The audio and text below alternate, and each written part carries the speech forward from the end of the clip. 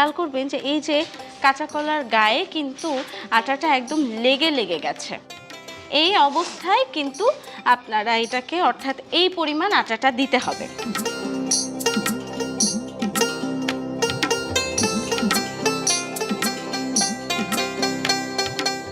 মোটামুটি তো হয়ে গেছে, একদম সাদা হয়ে গেছে। হ্যাঁ আপু দেখেন কলাটা একদম ফ্রেশ হয়ে গেছে এখন। বাহ, এই যে একদম ফ্রেশ হয়ে গেছে, খুব সুন্দর। একটা নতুন ট্রিক শিখলাম, বেশ ভালো লাগছে আমার। আমরা কি হাঁড়ি বসিয়ে দেব? জি,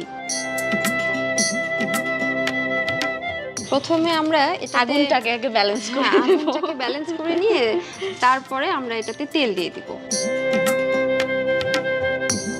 কাঁচা পেঁয়াজটা ফালি করাটা দিয়ে দিচ্ছি।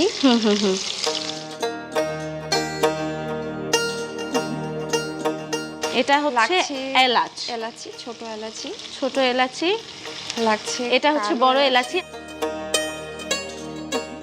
দারুচিনি, তেজপাতা, 4-5টি লবঙ্গ দিয়ে দিচ্ছি।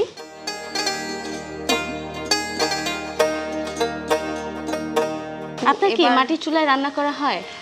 খুব কম করা হয়। আমরা আদা বাটা দিব। এই যে এটা আদা বাটা তো। জি,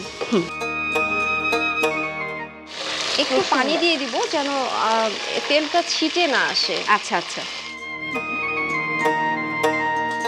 এবার হচ্ছে রসুন বাটা আমি যদি দেই, এই যে হ্যাঁ আপু,